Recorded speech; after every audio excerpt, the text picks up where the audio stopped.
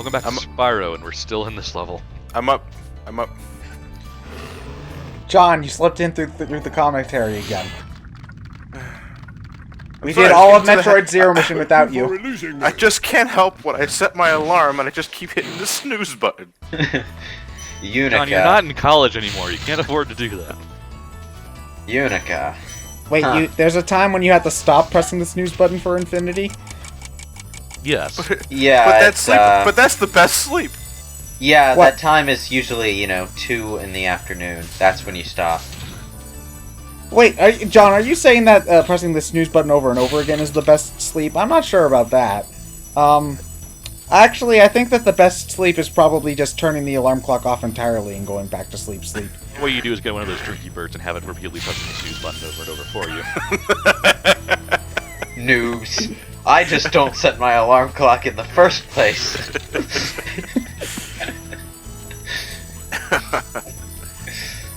It's weird though, because I have to it's gone to the point where I press the snooze button so much that like every couple of months I have to change my alarm sound so that I actually wake up to it, and as opposed to half asleep automatically pressing the snooze button. My alarm sound is obnoxious. What is it? A few seconds ago, how did you do that hover? I held back on the control stick. Huh. I didn't know you could do that. My alarm sound is just your standard stuff. It's like that sort of. Oh, Oh, one is it of the dial-up modem? those. the dial-up modem. No. Oh, so it wakes me up by reminding me of horrible times. Good. Right, it is one of the most obnoxious sounds in the world. Oh, you got really lucky landing on that thing there. Yeah.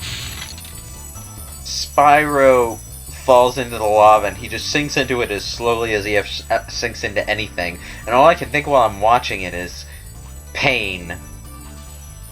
Agony. No, I'm thinking da da da da da da.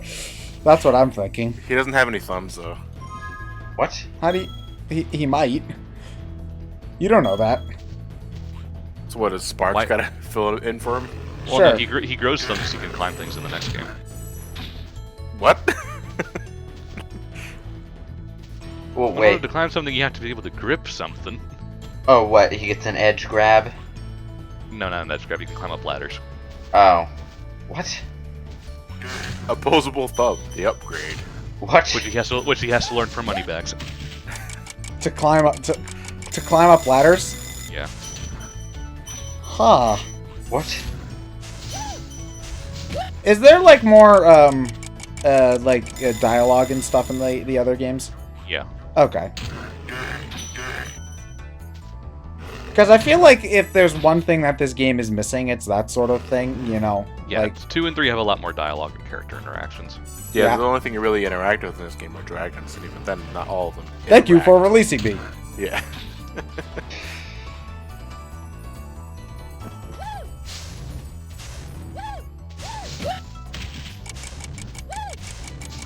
Cut Oh the wait, you have to wrong hit both of one. them?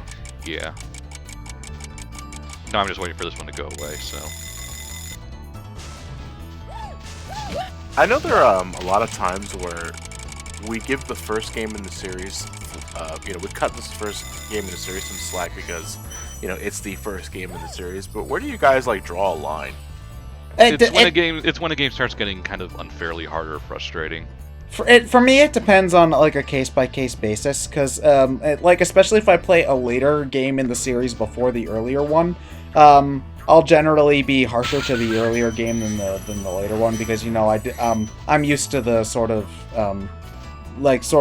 extra things that the later games improve on, but I guess it just depends on when it's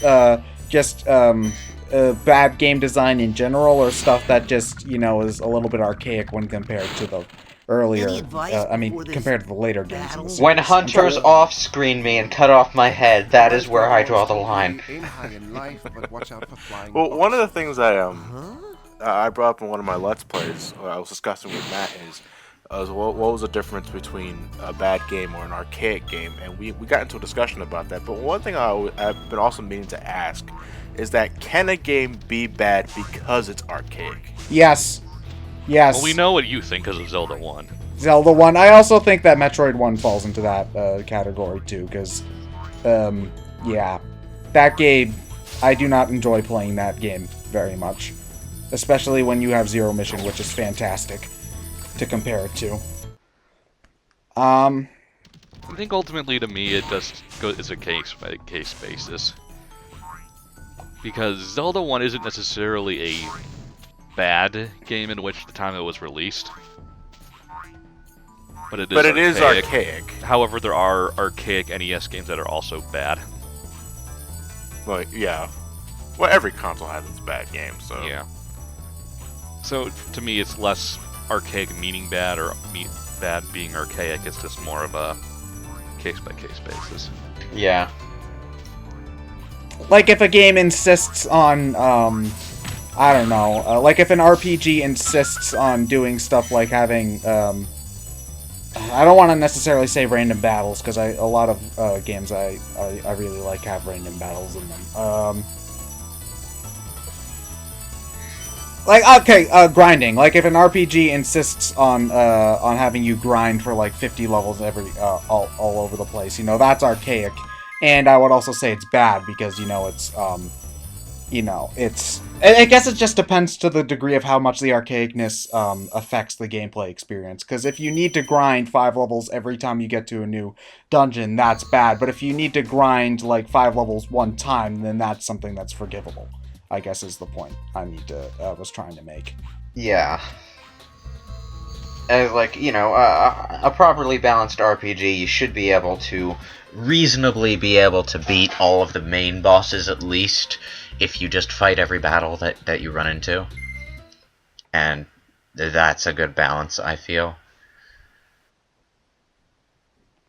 Final world in the game, everyone. Is this the circle, or is it... Yeah, it's a circle. Oh, it's a circle. Yeah. Gnasty's world. Best hub world ever. Sweet and to the point. I don't think this guy's so bad after all. Hack. Hack. What a hack. Oh, so you can go back to any world you want to. Okay. Yeah. From any balloonist. God damn. You know, I gotta say that sound bite that plays whenever Sparks eats one of the butterflies makes me think that those butterflies must be really, really tasty. I don't know, it's just like a very nice, crunchy sort of sound. Well, yeah, he lunges at it like a goddamn snapping turtle. Hey, didn't I already free you? You're in Gnasty's world now, Spyro, and you are the dragon who must defeat him. Bring him on! I'm ready! Wait, why does it have to be us that has to defeat him? Why can't you do it? Because I'm the player character. And he's right, didn't we already free him? Yes. So, there are technically only 79 dragons. It seems that way, yeah. This guy counts twice, so... Well, yeah, but he is still right, though. There's only 79 dragons. One you rescued twice. Oh, there's only 75, No, there's 200, you just can't access the other ones yet. Oh. So when you beat... 100. So when you beat all of the levels, then you unlock more of the hub world. Oh. Yeah. Huh. That's weird, because you never have to do anything like that in any of the other levels. Well, it's the final world, so... That was the most satisfying monster death in the game. It just made so much noise. Why doesn't it work like that in Donkey Kong? If I ran my face against one of those in Donkey Kong, all that happens is I just sort of die. Yeah, at least you can ride the steel barrels, though. Yeah. When you throw them against a wall.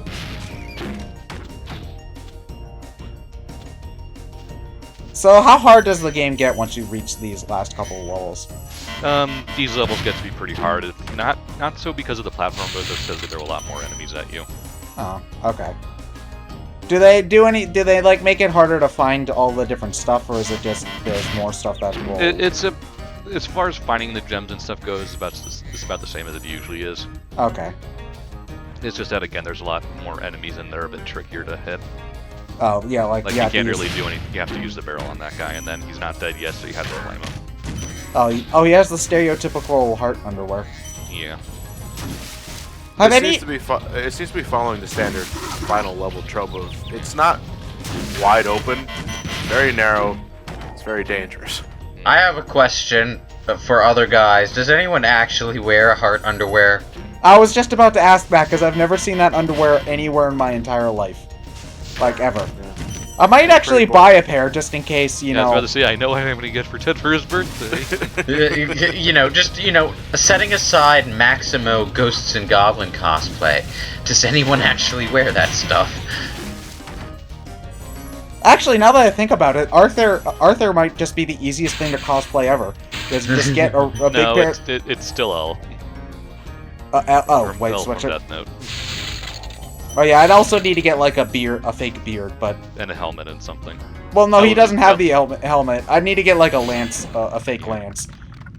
But L you is know, still easy, the, just get a white shirt and some jeans and Well- mess up your hair. Maximo... wait, no. Starting to worry about you. If he doesn't have the I'd be helmet... shaking Oh, in my okay, North yeah. boots if I were him.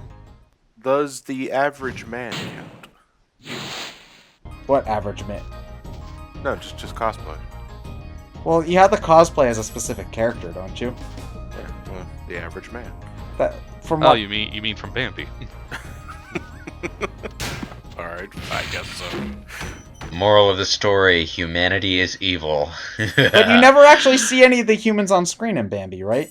Nope. That's So, what okay, makes so them John, in order to- mysterious. So, John, when you're cosplaying as Man from Bambi, that just means that you have to stay out of every single picture. Yeah, I That's- have to pull a no-show. I'm technically cosplaying right now. At the side, you're always at the side of the camera aiming a rifle at someone. like Bambi's mom. Oh, now somebody's gonna cosplay as Bambi's mom. Don't do that.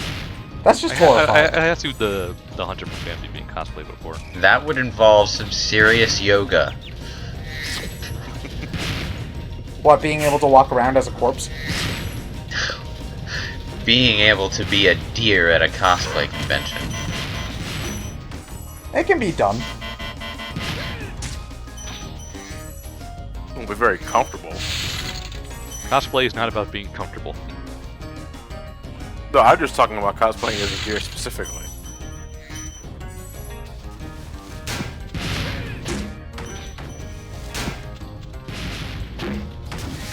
You think that they'd stop shooting those barrels out if Spyro keeps on using them to... Never mind. Dun, dun, dun, dun, dun, dun, dun, dun. Well, to be fair though, if you're in the middle of war, Ted, and you keep missing the enemy, that doesn't mean you stop shooting. Well, no, I'm talking about the barrels that keep on popping out of the ground that Spyro uses to defeat the enemies. You know, Yeah. I What function do these mechanisms serve? I don't comprehend.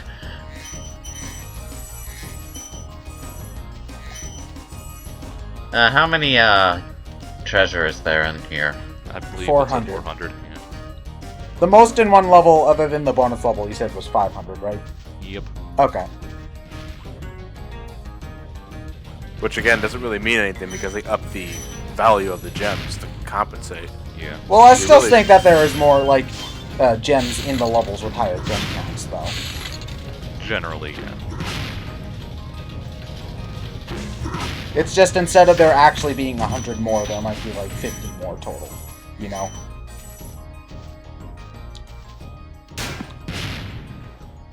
Oh. Nope.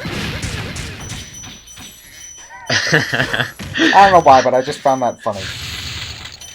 Well, 'cause it was. Well, they were standing on the barrels. Why were they doing that? Yeah, So Spyro, it's inside this one. you want to rescue me, buddy? Okay, thanks. Delvin again. Wow!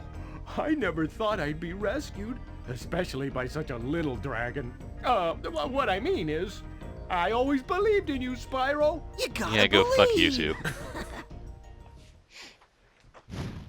Man, that guy was a dick.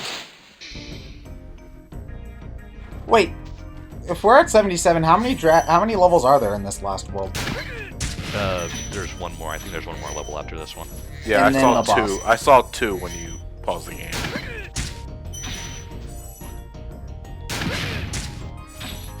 Okay, so well, if there's so there's one more level and then the boss. Okay, got it. And then the bonus world. And the level, bonus I mean. level. Well, I assume there would be no dragons in the bonus world. Though. Yeah. All the dragons are in the bonus world. Wait, what? Well, what about all the ones that we've already saved? That's Merely the beauty of illusions. it. They were recaptured again. Is that Delvin was the first to go. Again. okay? That dude is getting dangerously close to Princess Peach territory. That's a badass Princess Peach, you know, fire-breathing dragon and all. Well, if he can't Doesn't do mean it, shit if you keep getting kidnapped. yeah, exactly. I mean, Princess Peach can whack people with her parasol and chaw people like no, there's no tomorrow. It doesn't stop her from getting kidnapped every 5 seconds. One of these days, she should actually try whacking Bowser with that parasol. I think Yeah. Super Princess Peach. It Or- didn't sell well, though. So. Well, of course it didn't sell well. It was a game called Super Princess Peach. What did they expect it to happen? You get the game now for novelty. Yeah. Well, I mean, I hear it's not awful at the very least. I did own it at one point. I traded in though after I beat it. It's one of those one and done games. Yeah. Can't you just blow that one up with the TNT barrel? No. Huh. Huh. Unless the explosion forms the shape of a key, then no. I don't think you can form an explosion in the shape of a key. In the cartoon world, I'm sure it's very possible. Okay, well... Alright. You can get working on that then, I suppose. Explosion-shaped key. You're writing that down, aren't you? Explosion-shaped key. What is it? What is it? What is that? What is that even? Can I buy it with sales-free tax? Yes, I believe you can. I did it again, did I? Yeah, you did. A key-shaped explosion. Okay. Yay. So, yeah, okay, so there's, I assume, there's one more dragon level. in the main world and 2 more in the other worlds. Okay. Alrighty then. Now the next level is open. Twilight Harbor. You seem to be very nervous about going into this one. Oh, Well, no, I'm just waiting for the thing to go up. Well, does it really matter? I've liked that too, actually. I like seeing the number go up. No, I'm the kind of guy that wants to wait until everything is accounted for because I have this stigma that thinks that it won't count it if I get caught in a Yeah. transitional loading screen. Yeah, if it only says I have 124, I only have 124. Yeah. Hey, the Crash Bandicoot 2 bonus stages actually do that. Like, if you hit the exit pad before the counter goes up at the bottom of the screen, it won't count like the life you just got. Oh. Yeah. Oh. Oh.